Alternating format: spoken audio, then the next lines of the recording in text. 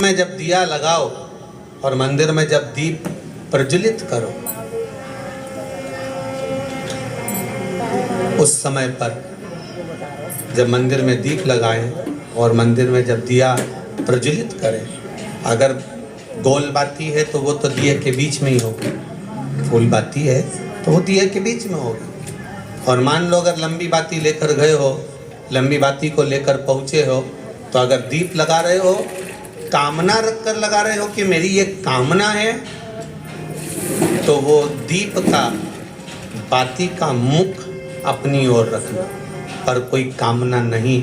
हम भगवान को केवल इसलिए रिझा रहे हैं कि मेरा भोलेनाथ मेरा भंडार भरे और मेरे घर में सुख समृद्धि दे। तो दीप की बाती का मुख भगवान की ओर होना चाहिए कि हमने तेरे भरोसे पर छोड़ दिया।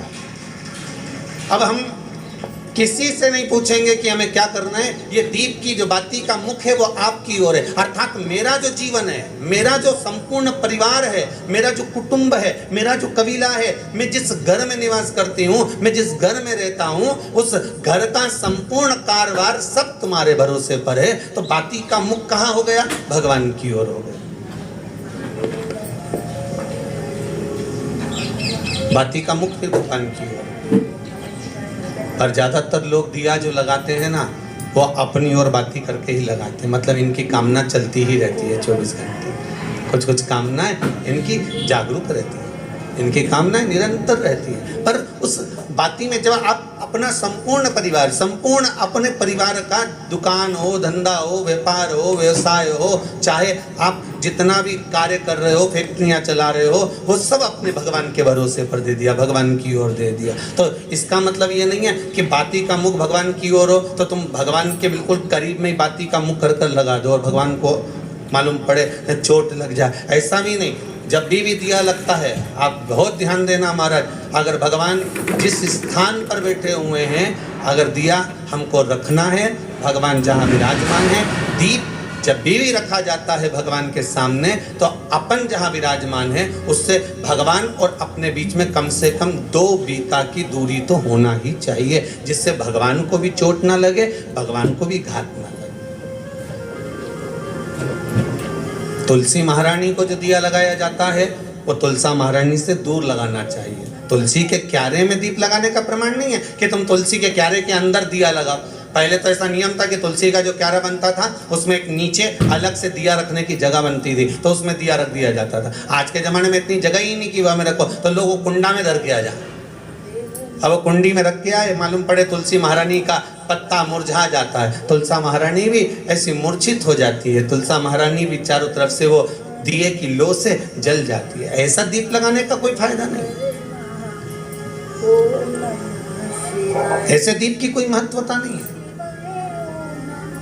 किसी को कष्ट देकर, किसी को परेशान कर कर, देवता हो चाहे आप हो, आप किसी को कष्ट देकर, किसी को परेशान कर कर अगर भजन कर रहे हो तो उसका कोई सुख नहीं है हमारा, उसका कोई आनंद नहीं है। किसी को भी कष्ट देकर अगर आपने भजन भी की,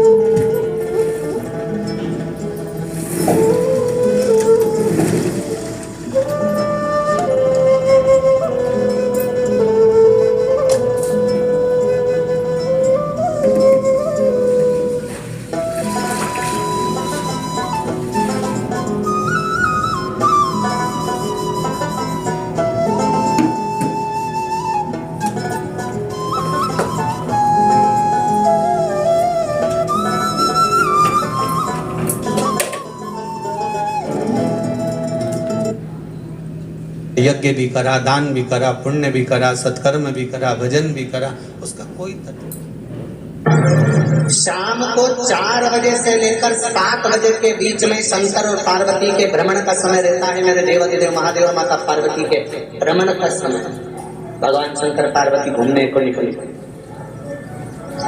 इसलिए हमारा सनातन धर्म कहता है शाम के समय पर माताओं को झाड़ू नहीं लगाना चाहिए, शाम के समय पर माताओं को चूड़ी बिछिया नहीं बदलना चाहिए, शाम के समय पर माताओं को मांग में सिंदूर नहीं भरना चाहिए, शाम के समय पर माताओं को बाल नहीं बांधना चाहिए, शाम के समय पर माताओं को चौखट पर नहीं बैठना चाहिए। उसका कारण क्या है? क्योंकि पार्वती जी ने भगवान भोलेनाथ जी से कहा था कि तुम मुझे रोज शाम के समय प्रदोष काल में भ्रमण के लिए लेकर जाते हो, मेरे लिए आज्ञा क्या है? शंकर भगवान ने कहा, सुनो पार्वती, मंदिर के अंदर नंदी रहता है, जाने वाला यात्री जब मंदिर में मेरा दर्शन करने आता है तो नंदी के कानों में कहकर जाता है कि शिव जी को मेरे यहाँ लेकर आना।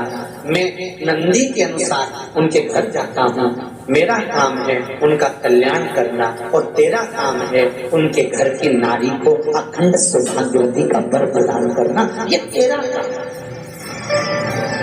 तब पार्वती माता ने कहा, अखंड सौभाग्यवती होने का वर मैं तो दे दूंगी, पर उस समय पर माताएं चूड़ी बदल रही होगी, हाथ से चूड़ी निकाल रही होगी तो मैं वर कैसे दे सकती हूँ? मांग भर रही होगी तो मैं वर कैसे दे सकती हूँ? उस समय पर चूड़ी बिछिया बदला जा रहा होगा तो मैं वर कैसे दे सकती हूँ? उस समय पर झाड़ू लग रही होगी तो मैं लक्ष्मी को वहां कैसे भेज सकती हूँ? आप बताओ। तो शंकर भगवान ने कहा, प्रदोष का समय एक ऐसा समय होता है, शाम का समय ऐसा होता है जिस समय पर केवल शंकर और पार्वती की आराधना का समय होता है।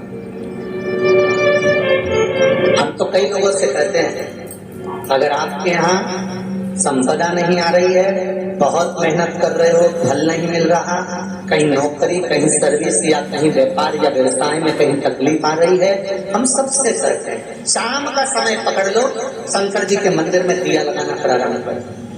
शिव मंदिर में अगर दिया नहीं लगा रहे हो तो बेलपत्री के पेड़ के नीचे दिया लगा। बेलपत्री और शंकर जी के मंदिर में दिया नहीं लगा रहा तो शंकर जी के मंदिर के बाहर चौखट पर दिया लगा।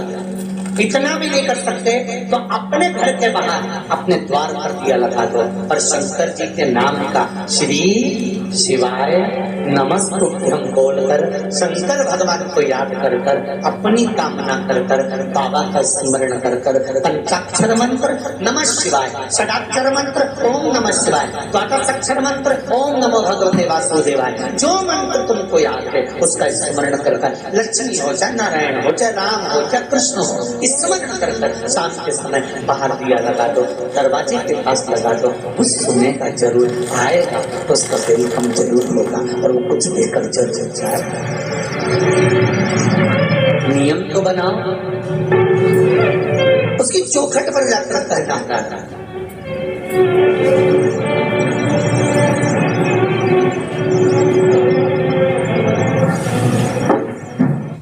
बृहस्पति महाराज ने कहा कि शाम का समय जो प्रदोष का समय होता है उस समय पर इंद्रदेव तुम शंकर जी की आराधना करो। शिव आराधना से शंकर जी जो मार्ग प्रशस्त करेंगे, शिव आराधना से जो शंकर जी कहेंगे वो तुम करना, ठीक है? आराधना करिए बाबा भोलेनाथ जी।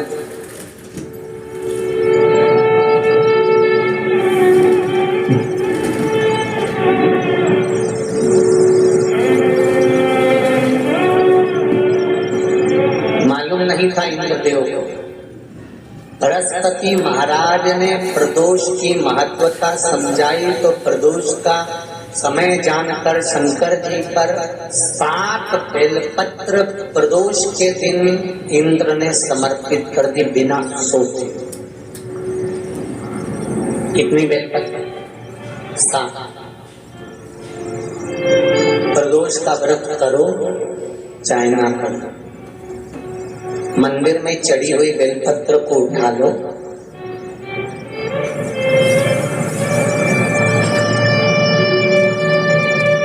बेलपत्र का ब्रह्म कमल बना लो,